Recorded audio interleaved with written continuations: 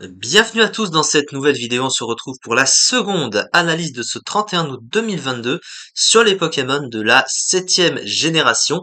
Et on va parler d'une autre Ultra Chimère qui a été rajoutée dans Pokémon Ultra Soleil et Pokémon Ultra Lune. Je veux bien sûr parler de Ama Ama, hein, la fameuse, je sais pas comment on peut dire, la construction Minecraft, ou je sais pas comment, c'est un peu inspiré des machins de Minecraft, je crois, hein, ce genre de Poké. C'est un Pokémon que je trouve très rigolo, honnêtement. C'est un Pokémon que je trouve, il est aussi à la fois étrange et très intéressant, on va dire, dans son design. C'est pour ça que j'aime plutôt bien ce Pokémon. Alors, on va voir ce que ça donne, évidemment, en stratégie, puisque c'est un peu le but de cette vidéo. Et on commence tout d'abord avec le type. Il a le double type roche-acier. Roche-Acier, un double type qu'on connaît avec Galeking, notamment, qui est un autre Pokémon que j'adore d'ailleurs. Alors, Roche-Acier, c'est un type qui sur le papier semble très fort, mais qui a beaucoup de problèmes. Alors c'est surtout défensivement qu'est le problème de ce double type. Parce que d'habitude, quand t'as un type acier qui est le meilleur type défensif du jeu associé à un autre type, eh bien c'est toujours globalement plutôt bon. Parce que même si ça rajoute les faiblesses classiques du type acier, bah en général c'est couvert par beaucoup de résistance autour. Sauf que le problème, c'est que le type roche à côté est un des pires types défensifs du jeu, qui est un des types possédant le plus grand nombre de faiblesses dans le jeu. Il en a 5 à égalité avec le type plante notamment, et du coup, bah, le type roche comboté au type acier va avoir des résistances bien sûr, mais surtout beaucoup de faiblesses très gênantes, et surtout des doubles faiblesses très gênantes, puisque, eh bien, le type roche et le type acier ont respectivement une faiblesse au type combat et une faiblesse au type sol, et du coup vous les combinez ensemble et ça fait deux doubles faiblesses au type combat et au type sol qui font partie des attaques de coverage les plus fréquentes dans le jeu. Tu croiseras très fréquemment des Pokémon qui vont servir d'une attaque combat ou d'une attaque sol, en particulier pour passer ce fameux type acier, hein, bien évidemment. Et du coup, ben, offensivement, tu vas te retrouver dans le cas où il y aura forcément un Pokémon en face pour te gérer et venir te taper très fort sur des doubles faiblesses pareilles. En plus de ça, il y a la faiblesse au type eau, qui là encore est un type très populaire dans le jeu. Donc du coup, ben défensivement, il y a quand même 6 résistances, 2 doubles résistances et une immunité poison, donc il y a quand même un petit stock de résistance à côté, mais ces faiblesses sont vraiment très très gênantes, donc défensivement, c'est pas si extraordinaire que ça. En revanche, offensivement, c'est un bon type, hein, roche et acier, même si le double stab est résisté par le type acier, il y a quand même la particularité de rajouter une attaque sol, notamment à ce combo de stab, et avec le Edgequake du coup et l'attaque acier, vous touchez tous les Pokémon au moins neutralement dans le jeu. Et donc naturellement, bah Roche et Acier reste quand même correct, hein. Vous voyez qu'il n'est pas beaucoup résisté, à part les types acier globalement. Donc ça reste un type offensif qui est bon. À ce niveau-là, il va pas s'en plaindre. Au niveau de son talent, comme toutes les ultra chimères, il possède Boost Chimère qui booste la statistique la plus élevée du Pokémon, tout investissement confondu nature, EV, IV, etc. après avoir mis un Pokémon KO. Ce qui est évidemment très pratique, même si ça correspond plus en fonction des rôles, à certains Pokémon pour certains rôles précis, puisque, on va le voir par rapport aux statistiques, son gros problème vient de la vitesse évidemment, mais quand c'est bien exploité, puisqu'on va voir, hein, qu'il a accès à la distorsion, et du coup, bah, s'il peut placer sa distorsion, eh bien derrière, boost chimère comboté avec le reste des stats, bah ça peut faire quelque chose d'assez fort. Cela étant, c'est quand même bien sûr très prévisible, mais on va parler de ça. Alors boost chimère de reste de toute façon adapté aux ultra chimères, et ça reste un bon talent, évidemment, mais c'est juste pour dire que il faut savoir comment s'en servir. En fait, c'est juste juste ça, et que parfois ça peut être moins fort suivant ce que tu veux faire avec.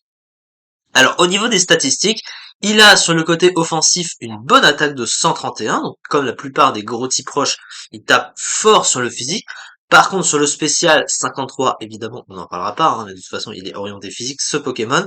Et il a une défense énorme, hein, une défense qui est quand même supérieure à celle de Steelix, il faut quand même bien s'en rendre compte. 211 de défense, et une défense spéciale qui est correcte également. D'habitude, les types proches ont une mauvaise défense spéciale, mais lui, elle est plutôt bonne, hein, 101 en défense spéciale. Ce qui fait que, alors il a une base PV faible, hein, quand même de 61, mais un bull qui est quand même bon parce qu'il y a de bonnes défenses, hein, surtout évidemment sur la défense physique est supérieure à Galeking et Steelix, c'est quand même pas mal, c'est un des Pokémon les plus défensifs sur le physique du jeu, hein, donc c'est une très bonne chose. Par contre, là où le bas blesse, c'est la vitesse de 13. Il a une vitesse qui est tout bonnement merdique au possible, hein, catastrophique, on peut le dire aussi. Il est dépassé à cause de cette très mauvaise vitesse. C'est un des Pokémon les plus lents du jeu, hein, toute catégorie confondue. Il est même plus lent que des Pokémon qu'on considère déjà très lents de base.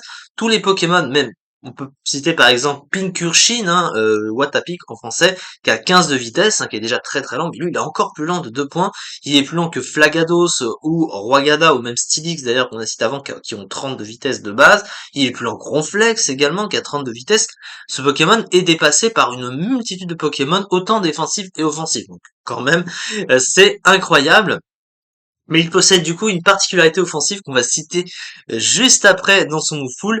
Mais du coup, bah en fait, cette vitesse, elle est extrêmement mauvaise. Mais si tu prends en compte les options qu'il a de move full derrière, si c'est bien utilisé, bon, c'est moins pire. Mais évidemment, 13 de vitesse, c'est quand même très mauvais, hein. On va pas non plus s'emballer pour autant. On va passer tout de suite à son move pool. Alors, du coup, sur le plan du move pool, qu'est-ce qu'il possède ce Pokémon? Alors, sur le plan offensif, déjà, sur le plan des stabs, alors il a surtout accès à la fameuse attaque Gyroball. Alors Gyroball, c'est très important sur ce Pokémon parce que c'est une attaque de type acier dont la puissance correspond à la différence de vitesse entre vous et l'adversaire. Si vous êtes plus vous allez être lent par rapport à l'adversaire, plus ça va faire mal, surtout que c'est stabé, hein, évidemment.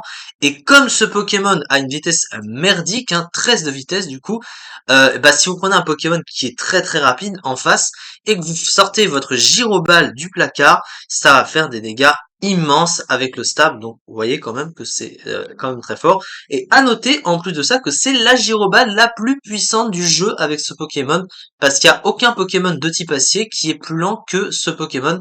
Même Noacier a une Gyroball plus faible, parce que même Noacier est plus rapide que ce Pokémon, alors que c'est pourtant un Pokémon déjà très lent.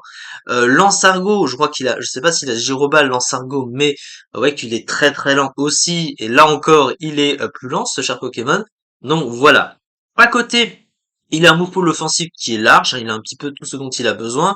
Il a Séis, cavalerie lourde, Hit Crash également, qui est peut-être pas vraiment utilisé, mais voilà. Sur le plan du type proche, les classiques, Bullrock qui est assez utilisé pour passer les clones, hein, parce que ça tape plusieurs fois, ça profite du stab, etc., etc. Il a les classiques ensuite, éboulement ou Tombroche, lame de roc, bien sûr, aussi. Il a surpuissance en coverage également, mais qui baisse l'attaque et la défense en contrepartie, donc voilà.